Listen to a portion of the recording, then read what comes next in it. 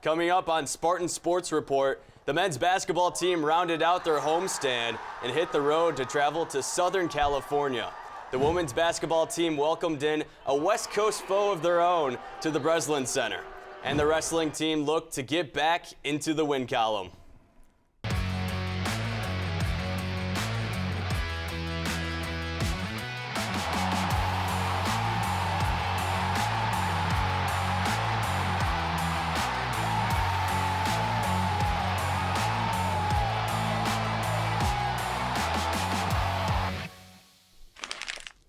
Hello and welcome back into the Spartan Newsroom for an all-new episode of Spartan Sports Report. I'm Kyle Keegan. And I'm Jacob Maurer. We've had some chilly weather here in East Lansing, Kyle, but for some of these Spartan teams, they've had a chance to travel to the West Coast for some warm weather. And Jacob, that sunshine starts in a top 10 matchup in Southern California. The number 4 MSU women's gymnastics teams traveled out to Los Angeles to face off against the number 6 UCLA Bruins on Saturday. The Spartans were ahead until the final routine of the meet when UCLA's Jordan Childs scored a perfect 10 on the floor, putting the Bruins ahead with a score of 197.3. Despite the Spartans' loss, the team received the second highest score of the season with 197.2, and the Spartans also walked away with the highest vault score of any NCAA team, posting a 49.6. Nikki Smith would solidify her spot as the number 1 vaulter in the country right now, but Michigan State would drop to number 5 in the national rankings. They'll return home this week on Saturday to battle the number 16th ranked Minnesota Golden Gophers. Yeah, the women's gymnastics team will look to bounce back. And Cal, do you know what else bounces? What else bounces, Jacob? Basketballs. Let's start with the women's basketball team for Michigan State. They're ranked number 16 in the country, and they took on the Oregon Ducks last Thursday, which just so happens to be forward Grace Van Sluten's former team. Oregon came out with an explosive start, scoring 21 points in the first quarter against this good MSU defense. On the other hand, though, MSU struggled to gain momentum, but it's Van Sluten lighting the fire to get the Spartans on the board against a familiar foe. She had 14 points in this one, tied for the team lead. However, the Ducks were just too much to handle, sitting at a 12-point lead heading into the second half. This is where things got a little scrappy with this foul call heard around the world. MSU head coach Robin Freilich, she can't believe it as she's teed up. The Ducks would connect from the charity stripe, adding to their lead. The Spartans failing to come back and suffering their first home loss of the season, 63-59. Despite the loss, Freilich only had good things to say about Van Sluten's performance against her former team. Part of it's just the world we live in nowadays. I think that's pretty common. And Oregon's a pretty much completely different team from a year ago. So, I thought she did some really good things for us. Got us, especially in that first half, got us some points, got us going a little bit. But it's just kind of the world we live in now. The Spartans look to bounce back on the road against the Northwestern Wildcats on Sunday afternoon. MSU started off struggling, going 0 from 5 from the three-point line in the opening 10 minutes, but they would pull through in the second quarter to go into halftime tied up at 40. Coming out of the break hot, the Spartans went on a 9-0 run and would lead for the rest of the game. MSU came away victorious, winning 89-75. Van Sluten was the top scorer in that one with 20 points. Michigan State improved to 18-4 on the season and jumped to 4th in the Big Ten standings. They will host the Michigan Wolverines on Sunday. Top 4 in the Big Ten standings. But Kyle, how about number 1? That's right, Jacob. The first place men's basketball team looked to extend its 12-game winning streak as the Spartans hosted the Minnesota Golden Gophers for another Big Ten matchup in the second game of their season series. Minneapolis native Trey Holloman had this game marked on his calendar, and the Golden Gophers showed some resistance early as Isaac Asuma knocks down this pull-up jumper over Cohen Carr.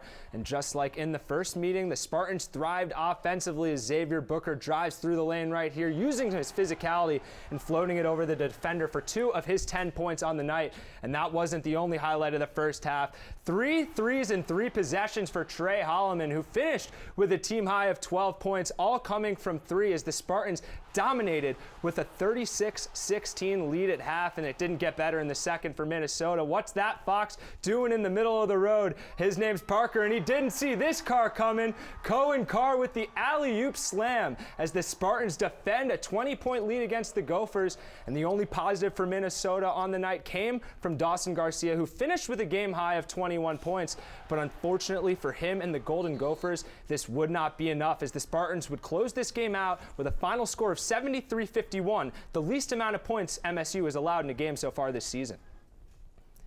On Saturday, MSU men's basketball took their first Big Ten trip out west this season as they faced off against their new conference foe, USC.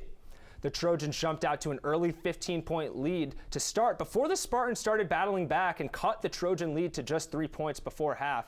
But MSU was unable to finish off the comeback as they would go on to lose their first conference game of the season and ending their 13-game winning streak.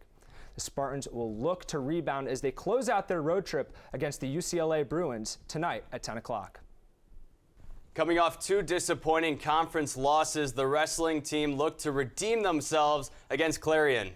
Clarion taking control at the start with 125-pound Travis Clausen and 141-pound Gianni Silvestri, giving the Golden Eagles an 8-3 lead. All 3 seniors for MSU in the lineup winning their matches as Tristan Lujan getting his victory at 133 and Jay Nivison and Marty Larkin helping push MSU to 27 unanswered points. Larkin also was one of 3 wrestlers to mercy their opponent, Braden Stauffenberg and number 25 Remy Cotton, joining Larkin in winning their matches by tech fall, completing Michigan State's 30-8 victory.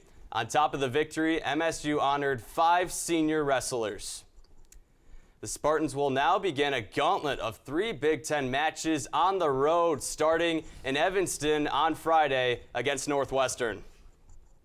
Michigan State men's golf teed off its spring season on Saturday at Mountain Lake Golf Course in Lake Wales, Florida, for the Spartan Wildcat duel against Northwestern. The Spartans duo of Caleb Bond and Lorenzo Panilli won the crucial point in the final foursome to secure a 2-2 tie heading into the final session. In the 4-ball portion of the event later in the day, the Wildcats won 3 of the 4 matches to clinch the Spartan Wildcat duel, taking home the Ganter Cup by a score of 5-3.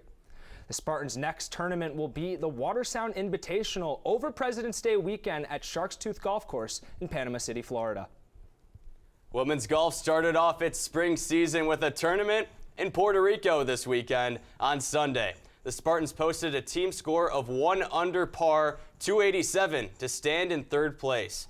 After yesterday, Michigan State sits at 5 over par at 581 and are now tied with Kansas State for 7th place. Today, the Spartans teed off at 7:30 a.m. for the final round of the Purdue-Puerto Rico Classic. The number 2 ranked Michigan State hockey team traveled to Columbus to square off with the number 11 Buckeyes on Thursday and Friday. And in Game 1, Riley Thompson put up a 3-point evening for the Buckeyes, who knocked off Michigan State 4-2 and handed them their first loss in regulation since December the 6th. But the next night, after a scoreless first period, Tanner Kelly opened up the floodgates in the second frame for the Spartans. Gavin O'Connell and Isaac Howard followed suit, tallying 3 goals for MSU in the period, and Danny Russell put the icing on the cake with an empty netter, capping off a 4-1 Spartan victory. The Spartans improved to 21-4-3 and overall and 12-3-3 in Big Ten play. Michigan State stayed at the number 2 spot in the USCHO rankings and look ahead to another rivalry series against their in-state nemesis, University of Michigan, including the annual trip to the Motor City for the Duel in the D at Little Caesars Arena. After 2 big wins last weekend, the women's tennis team was looking to continue its win streak in a doubleheader against Western Michigan and Eastern Michigan on Sunday. Western Michigan proved to be a tough opponent, winning the doubles points to take an early 1-0 lead. However, the Spartans dominated in singles play, with Natalie Stasny evening the score as she defeated her opponent 6-0, 6-1. Amara Brombat and Oriana Parkins-Godwin were quick to follow, both winning their matches to put the Spartans up 3-1. It would be senior Lisa Veva-Leinen to clinch the MSU victory with a 6-3, 6-4 win. Against Eastern Michigan, MSU started off strong with Veva Leinen and freshman Ellie Blackford sweeping Eastern's #1 doubles team 6-0. Brombot and Parkins Godwin secured the doubles point for MSU, and the Spartans carried this momentum into singles play as 3 Spartans swept their opponents. Redshirt sophomore Hannah Tiavitz started off in a back-and-forth matchup but got hot and went on an 11-game run, dominating her opponent. The Spartans defeated the Eagles 4-love and extend their winning streak to 4 games. MSU will travel to Lynchburg, Virginia to take on James Madison and Liberty University next week. Men's tennis traveled down south to take on the number 19 Tennessee Volunteers, and this was the Spartans' 3rd top 25 matchup so far this season. David Say was the first Spartan to put a win on the board on Friday, but the Spartans fell short 4-3. Staying on the road, the Spartans played Clemson on Sunday, and Matthew Forbes and Max Sheldon both won their matches in straight sets, but it wouldn't be enough, and the Spartans would also go on to lose this one 5-2. The team will travel to Idaho to face Boise State this Sunday. The MSU men's and women's track and field teams split up this weekend to Indiana for the Mayo Invitational and Kentucky for the PNC Lenny Lyles Invitational. Starting in Indiana, the women's and men's distance medley relay team took 2 top 2 finishes, while Andrew Lane finished first in the 5K, followed by Timothy Cherry, who finished first in the men's open mile.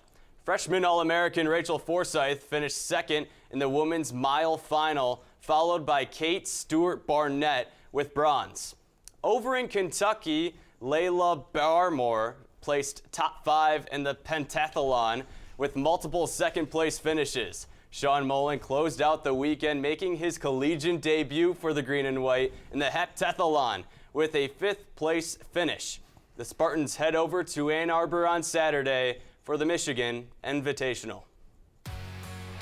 Thank you for watching this week's episode of Spartan Sports Report. For more content, make sure to check out all of our social medias and visit the Spartan Newsroom website. I'm Jacob Maurer. And I'm Kyle Keegan, and we'll see you right back here next week.